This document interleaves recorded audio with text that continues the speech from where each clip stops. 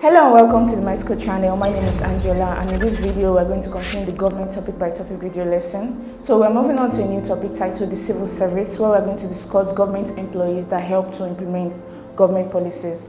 So I've divided this video lesson into two parts. The first part, we're going to discuss the basic characteristics of the civil service, all the things that make up the civil service.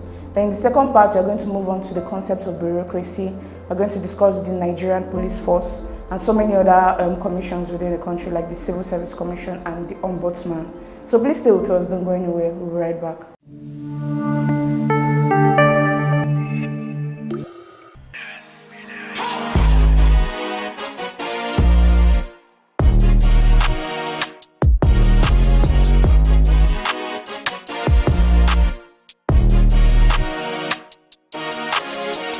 Welcome back to the My School channel. Like I said earlier, we're going to move on to the topic, the civil service. So let's dive right into it.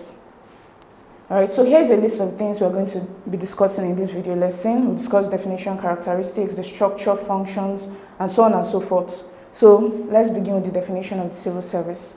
The civil service refers to the body of government employees who are employed in the public sector and are responsible for implementing government policies, laws, and regulation. So it is primarily an organization that is composed of government employees, people that work for the government. So what they do is that they help to implement the policies that have been made by the government in power. So whichever government is in power, they have policies that they intend to implement within the period in which they're in power. And so the civil service help them to implement all of the policies that they want to implement during that period. So they work in various government departments, ministries, and agencies, performing administrative, clerical, and professional tasks. So it's important to note that they work in departments, ministries, and agencies. These are very important places where you can find civil servants. So what they do is that they perform administrative tasks in the sense that there is a chain of authority and then you have managers at the top. Then we also have clerical staff, those that are working at the bottom, that are helping to make sure that things are effective within the civil service. Then we have professional workers, those who are specialized in different sectors of the economy. We have engineers, lawyers within the civil service, and they are specialized. They do certain things within the civil service. So this is what composes the civil service. The civil service is also distinct from elected officials and the military, as it operates as a permanent institution serving under different administration. So unlike the elected officials that change every 4 years when there is a new election, these civil servants are more permanent.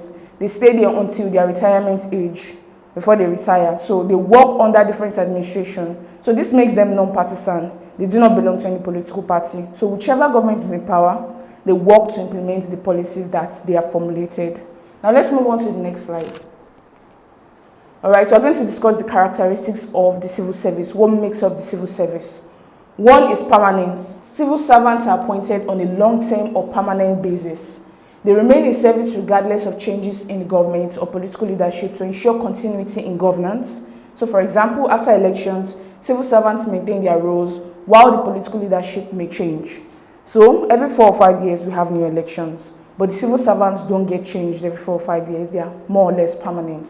Now let's move on to another characteristic. We also have neutrality. Civil servants are politically neutral and are expected to serve all governments impartially, regardless of the ruling political party. Their work is not influenced by political beliefs, and they must implement policies put forward by the government of the day without bias or favoritism. They must remain neutral, no matter the government in power. Let's move on to another one.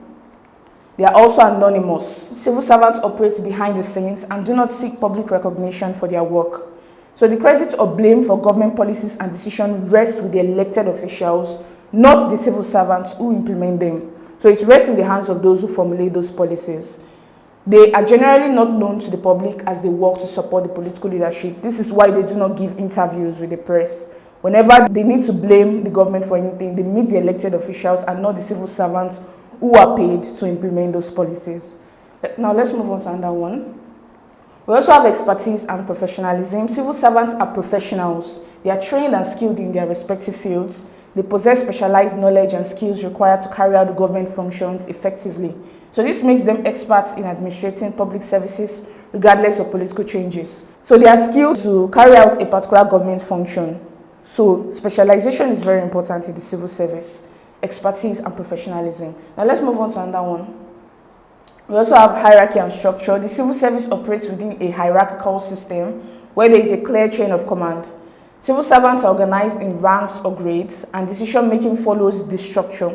So higher-ranking officials supervise lower-ranking ones, and responsibilities are delegated accordingly. So it's important to note that the civil service is essentially a bureaucratic organization in that they have a hierarchy. There are people at the top that you have to answer to.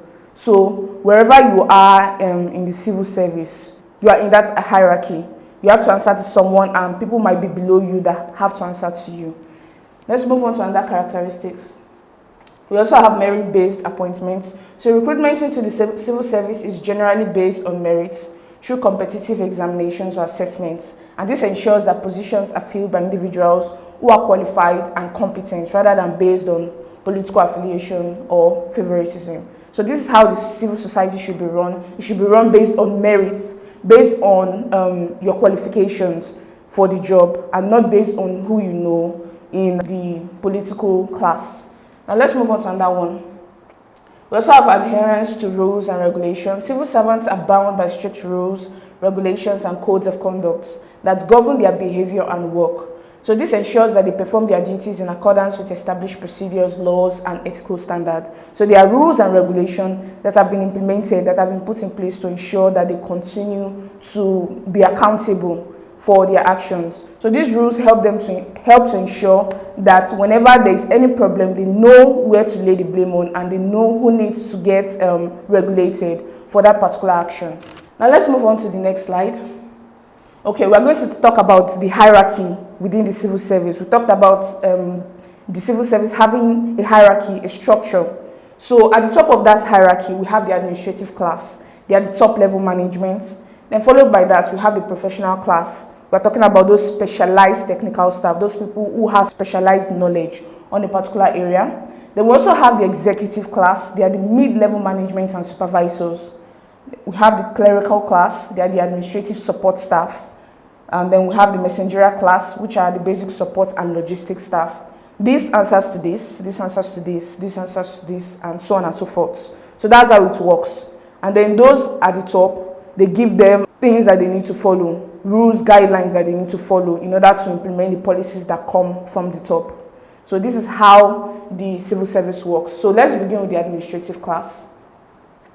So the administrative class is the highest level within the civil service hierarchy and consists of top-level management and decision makers. Civil servants in this class occupy senior positions in government ministries and agencies, including permanent secretaries and director generals. So they are mostly graduates of different fields with many years of experience in the service. So it's important for them to be graduates of a university and to have so many years of experience working in the civil service before they can be promoted to that position. They are also responsible for policy formulation, strategic planning, and the overall administration of their departments. So they are the people at the top of the departments within the civil service. They advise ministers on policy issues, they implement government policies, they supervise lower classes in the civil service, and they represent the government in official matters. These are the responsibilities of the administrative class. Let's move on to the next one. Okay, then we have the professional class. This class consists of civil servants with specialized skills and expertise in specific professional fields such as law, engineering, medicine, education, and accountancy. So they provide technical advice and expertise to the administrative class. So these are people who have specialized knowledge in specific fields within the civil service. So members of this class include engineers, doctors, accountants, lawyers, architects, etc. So their responsibilities include offering expert opinions on specialized matters. They ensure the technical and professional efficiency of government projects, and they work on policy implementation in their respective fields. These are their responsibilities. Let us move on to another one. Then after the professional class, we have the executive class. So this class is made up of mid-level civil servants responsible for the day-to-day running of government departments. They act as the link between the higher-ranking administrative class and the lower classes. So the executives in this class implement policies, manage staff, and ensure the smooth operation of government functions. So they are holders of first degrees, HNDs, etc. Example roles include assistant directors, principal officers, senior executive officers, etc. They are also administrative in nature, but they are mid-level administrative officers. Their responsibilities include supervising clerical staff and junior officers. It also includes implementing decisions made by the administrative class and managing resources and staff within their departments. Now let's move on to the next one. Then we have the clerical class. The clerical class consists of civil servants who handle administrative support tasks such as data entry, filing, record keeping, and documentation. They provide vital support to the higher classes in the civil service and ensure that routine administrative functions are performed efficiently. So they are the school certificate holders. They do not have to have gone to the university. Example roles include clerks, office assistants, secretaries, and other administrative support staff. So their responsibilities include maintaining records and filing documents, handling correspondence and data entry, and managing clerical tasks such as typing, scheduling, and documents processing. Now let's move on to the last in the hierarchy. We have the messengeril class. So this class consists of the lowest ranking civil servants who perform basic tasks such as cleaning, running errands, driving, and handling general maintenance. So though their tasks may seem menial, they are essential for the smooth functioning of the civil service. Examples include messengers, office attendants, cleaners, and other support staff. They deliver documents and messages. They ensure cleanliness and maintenance of office spaces and assist higher ranking staff with simple logistical tasks. So these are the functions of the messengeril class. Let's move on to the next slide. Alright, we are going to discuss the functions of the civil service. What does the civil service do? First and foremost, they implement government policies. That's their primary duty. Civil servants are responsible for implementing government policies and decisions made by elected officials. They ensure that policies are translated into actionable programs and services. For example, implementing educational reforms designed by the Ministry of Education, implementing health policies such as vaccination programs administered by health departments, etc. So when an elected official comes into power, he comes with certain policies that he intends to implement, maybe to help to improve the educational sector or the health sector or any sector in the economy. So what the civil servants do is that they help to bring this plan into fruition. They make sure they bring up actionable plans to ensure that this plan comes to pass. So that is the function of the civil servant. They implement those policies that have been made by the elected officials. They also administer government services. So the civil service manages and delivers essential public services to citizens, such as education, healthcare, transportation, and social services, e.g. running public schools and maintaining educational standards, operating hospitals and health clinics, etc. So these are functions of civil servants. They also provide information and expertise. Civil servants provide expert advice and conduct research to support policy making. They analyze data, conduct studies, and offer recommendations to policymakers. For example, they provide economic forecasts and analysis to help shape fiscal policies. So the civil servants are also responsible for conducting research that help the government to make better policies for the country. Now let's move on to the next slide. Okay, and that function is the preparation of budgets. Civil servants prepare and manage the government's budgets. So this involves collecting data, forecasting revenues and expenditures, and drafting the budget proposal. So the Ministry of Finance prepares the national budget by coordinating with different ministries and agencies to determine their financial requirements. So at the beginning of the fiscal year, each department, each agency, each ministry within the civil service, they come up with a plan on how they intend to implement those policies, but they need resources. So they come up with a budget of those resources, those money they need in order to fulfill those policies. And then they submit it to the Ministry of Finance, who then submits it to the Chief Executive Officer, that is the President. Then he is the one who decides on how to allocate those resources based on the policies that he has to implement within that fiscal year. So, and that function of the civil service is to prepare those budgets so that the President can make a decision on where to allocate his monetary resources. They are also responsible for making bylaws. Civil service bodies are involved in drafting and implementing bylaws and regulations that govern specific areas of public life. So there are often detailed rules that supplement primary legislation. We've talked about this earlier in a previous video lesson, where we talked about how some lawmaking responsibilities are delegated to the executive. So this is how they delegate it to the civil servant. The civil servants are part of the executive, so they delegate the responsibility of creating certain laws that require technical expertise to create. So they are responsible for making what they call bylaws or delegated legislation. So local government officials may draft bylaws related to zoning, noise control, or waste management. So civil servants at the local government level are responsible for creating all of these bylaws to help to ensure that the citizens continue to maintain law and order within the society. They are also responsible for informing the government. The civil service is responsible for communicating government policies, initiatives, and services to the public. They develop and disseminate public information materials, organize public awareness campaigns and outreach programs, and provide information through various channels such as press releases, websites, and public meetings. So they are also responsible for conducting research that helps to inform both the government and the citizens of the country on how to perform their day-to-day activities within the dictates of the law. So they are responsible for that as well, for providing information both to the government and to the citizens. Now let's move on to the next slide. Another function of the civil service is that they help to keep documents. The civil service is responsible for maintaining accurate and organized record of government activities, decisions, and communications. They also archive historical records for future reference and research and ensure that records are securely stored and accessible to the public when needed. So another function of the civil service is to ensure that documents are kept, records of government activities are kept. So when the public needs those records, they are readily available to them when they are needed. They also handle correspondence. Civil servants manage and respond to official correspondence, including letters, emails, and other forms of communication between government departments or officials and the public.